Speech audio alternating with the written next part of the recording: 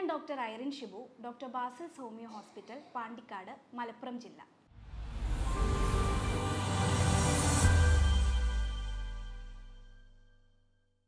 നമ്മുടെ ശരീരത്തിലെ ഏറ്റവും ഇമ്പോർട്ടൻ്റ് ആയിട്ടുള്ള എക്സ്ക്രീറ്ററി ഓർഗൻ, അതല്ലെങ്കിൽ വിസർജന അവയവം കിഡ്നിയാണ്.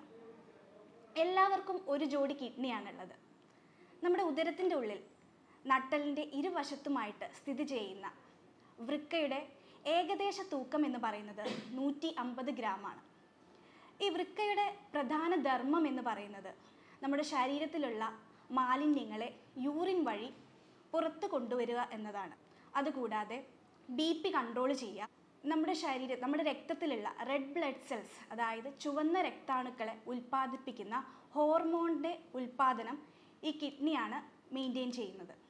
നമ്മുടെ ശരീരത്തിലുള്ള അമ്ലത്തിൻ്റെയും അതുപോലെ ലവണങ്ങളുടെയും അളവ് നിയന്ത്രിക്കൽ, നമ്മുടെ എല്ലുകളിലുള്ള വൈറ്റമിൻ എയെ സജീവ രൂപത്തിലാക്കൽ, ഇതെല്ലാമാണ് കിഡ്നിയുടെ പ്രധാന ഫങ്ഷൻസ്. അപ്പോൾ നമ്മുടെ ഈ കിഡ്നിക്ക് എന്തെങ്കിലും സംഭവിച്ചു കഴിഞ്ഞാൽ, കിഡ്നി ഫെയിലിയർ ആയി കഴിഞ്ഞാൽ ഈ പ്രവർത്തനങ്ങളൊക്കെ കുറഞ്ഞു തുടങ്ങും. ഇങ്ങനെയുള്ളവരിൽ കാണിക്കുന്ന പ്രധാന ലക്ഷണമാണ് മുഖത്തും കാലുകളിലും ഉണ്ടാകുന്ന നീർക്കെട്ട്. കൂടാതെ ഇവർക്ക് നല്ല ക്ഷീണം ഉണ്ടാവും, വിശപ്പില്ലായ്മ, ഛർദിൽ, അതുപോലെ BP കൂടി നിൽക്കും. വൃക്ക രോഗമുള്ളവർ ആദ്യകാലങ്ങളിൽ തന്നെ ചികിത്സിച്ച് കഴിഞ്ഞാൽ നമുക്കിത് മരുന്ന് കൊടുത്തും അല്ലെങ്കിൽ നിങ്ങളുടെ ഒരു ഫുഡ് പാറ്റേൺ ചേഞ്ച് ചെയ്തും കൊണ്ട് നമുക്കത് നോർമലാക്കാൻ പറ്റുന്നതാണ്. എന്നാൽ ഇത് നിങ്ങൾ ലേറ്റർ ആയിട്ടാണ് ഡയഗ്നോസ് ചെയ്യുന്നതെങ്കിൽ ഇത് നേരെ കിഡ്നി ഫെയിലിയറിലേക്കാണ് ലീഡ് ചെയ്യുക. പ്രധാനമായും 2 ടൈപ്പ് കിഡ്നി ഫെയിലിയർ ആണുള്ളത്: acute kidney failure and chronic kidney failure. Acute kidney failure എന്ന് പറയുന്നത് പെട്ടെന്ന് സംഭവിക്കുന്നതാണ്, ഒരു താത്കാലിക സ്തംഭനാണ്. അതിൻ്റെ മെയിൻ കാരണങ്ങൾ എന്ന് പറയുന്നത് ഇൻഫെക്ഷൻ, അണുബാധയാണ്. മലേറിയ, ഡെങ്കു, എലിപ്പനി അല്ലെങ്കിൽ പാമ്പ് കടിയേക്കുക, ഇതൊക്കെ കാരണമാണ് അക്യൂട്ട് കിഡ്നി ഫെയിലിയർ ഉണ്ടാകുന്നത്. ഷുഗർ കാരണം ഉണ്ടാകുന്നതാണ്. ഡയബറ്റിസ് മെലൈറ്റസ് കൊണ്ടാണ് ക്രോണിക് കിഡ്നി ഡിസീസ് ഉണ്ടാകുന്നത്. അതുകൂടാതെ ഹൈപ്പർ ടെൻഷൻ, കിഡ്നി സ്റ്റോണ്, പിന്നെ ജന്മന ഉണ്ടാകുന്ന കിഡ്നി ഡിസീസ് IgA നെഫ്രോപ്പതി, ഇതൊക്കെയാണ് ക്രോണിക് കിഡ്നി ഡിസീസിലേക്ക് നയിക്കുന്നത്. ഇതിൻ്റെ ട്രീറ്റ്മെൻറ്റ് എന്ന് പറയുന്നത് ആദ്യത്തേത് ഡയാലിസിസ് ആണ്, രണ്ടാമത്തേത് കിഡ്നി ട്രാൻസ്പ്ലാന്റേഷൻ ആണ്. അപ്പം ഞാൻ ഇന്നിവിടെ ഡിസ്കസ് ചെയ്യാൻ പോകുന്നത് ഈ ഡയബറ്റിസ് കാരണമുള്ള കിഡ്നി ഫെയിലിയർ ആണ്, അതായത് ഡയബറ്റിക് നെഫ്രോപ്പതിയെക്കുറിച്ചാണ്. ഈ ഷുഗർ ഉള്ളവർക്ക് എന്തൊക്കെ ലക്ഷണങ്ങളാണ് കാണിക്കുന്നത്? മെയിനായിട്ടും മൂത്രത്തിലുണ്ടാകുന്ന പത. ഇവർ യൂറിൻ പാസ് ചെയ്യുമ്പം മൂത്രം ഇങ്ങനെ പതഞ്ഞിരിക്കും. അതുപോലെ തന്നെ മൂത്രത്തിൽ രക്തം കാണാൻ സാധിക്കും. ഇവർക്ക് രാത്രി കാലങ്ങളിൽ പകലപേക്ഷിച്ച് രാത്രി മൂത്രം കൂടുതലായിരിക്കും. ചിലവരിൽ മൂത്രം കുറഞ്ഞു വരും.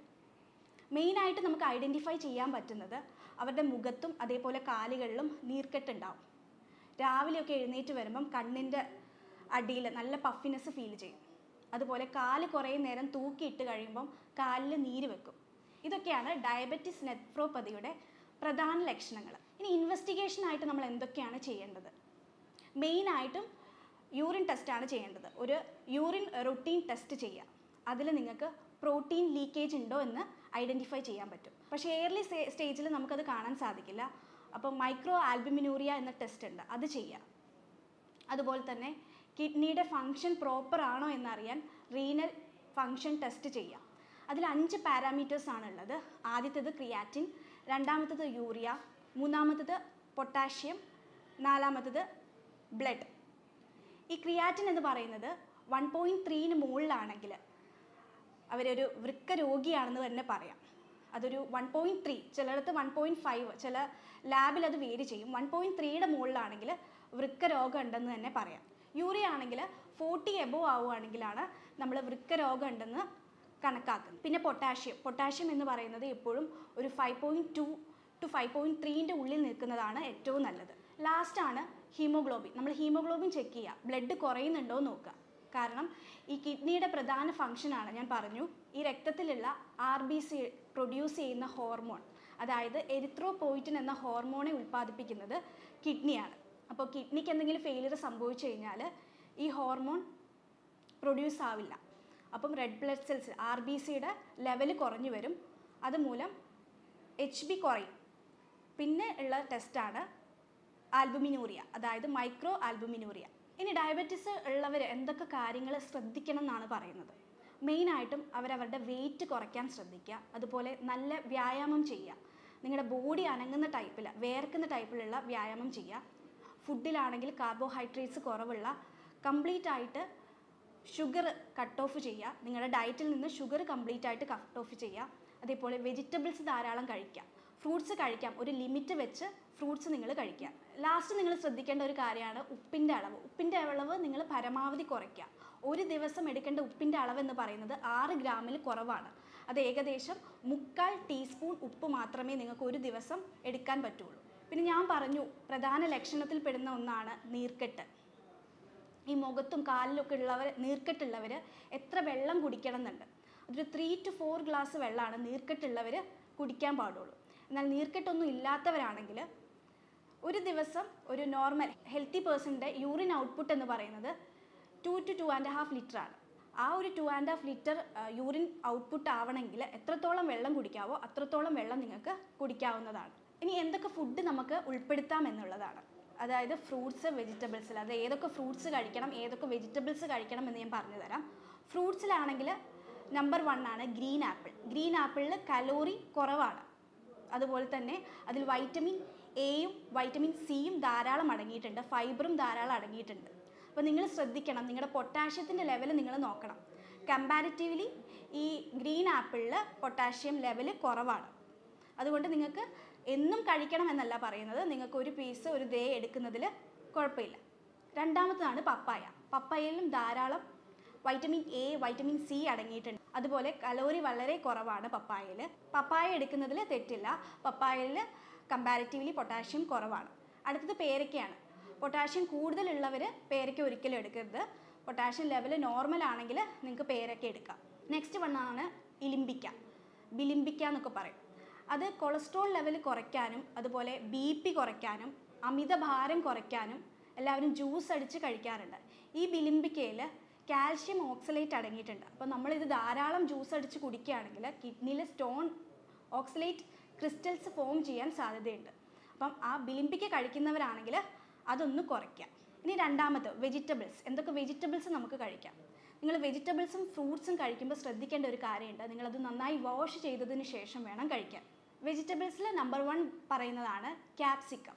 ക്യാപ്സിക്കത്തിൽ ധാരാളം വൈറ്റമിൻ എ അടങ്ങിയിട്ടുണ്ട്. അതുപോലെ തന്നെ പൊട്ടാഷ്യം വളരെ കുറവാണ്. അപ്പോൾ നിങ്ങൾക്ക് ക്യാപ്സിക്കം ധാരാളം കറികളിൽ അല്ലെങ്കിൽ കറി വെച്ച് കഴിക്കുന്നത് നല്ലതാണ്. രണ്ടാമത് ക്യാബേജ്.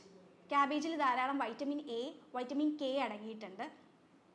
അപ്പം അത് നമ്മുടെ ഇൻഫ്ലമേഷനൊക്കെ കുറയ്ക്കുകയാണ് ചെയ്യുക. മൂന്നാമത്തെ ഒരു വെജിറ്റബിളാണ് കുക്കുംബർ, കക്കിരി. കക്കിരി നിങ്ങൾ ധാരാളം കഴിക്കുന്നത് നല്ലതാണ്. അപ്പോൾ ഈ ഒരു ഫ്രൂട്ടും അതേപോലെ ഈ ഒരു ഫ്രൂട്ട്സും ഈ ഒരു വെജിറ്റബിൾസും നിങ്ങൾ കഴിക്കുകയാണെങ്കിൽ നിങ്ങൾക്ക് ഒരു പരിധി വരെ ആ നീർക്കെട്ടും അതൊക്കെ ഒന്ന് കൺട്രോൾ ചെയ്യാൻ സാധിക്കും. അതുപോലെ ഡയബറ്റീസ് ഉള്ളവർ പ്രത്യേകം ശ്രദ്ധിക്കേണ്ടതാണ്. അവരൊരു 6 മാസം അല്ലെങ്കിൽ ഒരു 3 മാസം കൂടുമ്പോൾ നിങ്ങൾ HbA1c ചെക്ക് ചെയ്യേണ്ടതാണ്. നിങ്ങളുടെ ആവറേജ് ബ്ലഡ് ഷുഗർ ചെക്ക് ചെയ്യുക. കാരണം നമ്മൾ നമ്മുടെ ട്രീറ്റ്മെൻറ്റ് എത്രത്തോളം ലേറ്റ് ആക്കി കൊണ്ടുവരുന്നോ അത്രത്തോളം ഡേഞ്ചറാണ്. അപ്പോൾ നിങ്ങൾ നേരത്തെ നിങ്ങളുടെ അസുഖം കണ്ടുപിടിക്കുകയാണെങ്കിൽ അതായിരിക്കും ഏറ്റവും നല്ലത്. അപ്പോൾ നമ്മുടെ ഹോമിയോപ്പതി ചികിത്സയിൽ ഈ ഒരു കണ്ടീഷന് വളരെ ഫലപ്രദമായിട്ടുള്ള ട്രീറ്റ്മെൻറ്റുകളുണ്ട്. നമ്മുടെ ചികിത്സയിൽ ഒരു രോഗിയുടെ ശാരീരികവും മാനസികവുമായിട്ടുള്ള എല്ലാ പ്രത്യേകതകളും കണക്കിലെടുത്ത് രോഗകാരണങ്ങളെല്ലാം കൃത്യമായിട്ട് മനസ്സിലാക്കി ഒരു യൂറോപ്യൻ നിർമ്മിത സോഫ്റ്റ്വെയറിൻ്റെ സഹായത്തോടെ രോഗനിർണയവും മരുന്ന് നിർണയവും നടത്തുന്നു. ശേഷം ഹോമിയോപ്പതിയുടെ ജന്മനാടായ ജർമ്മനിയിൽ നിന്ന് ഡയറക്റ്റ് ഇമ്പോർട്ട് ചെയ്ത പൊട്ടൻസി മരുന്നുകൾ ഉപയോഗിച്ചാണ് ഇവിടെ ചികിത്സ നടത്തുന്നത്.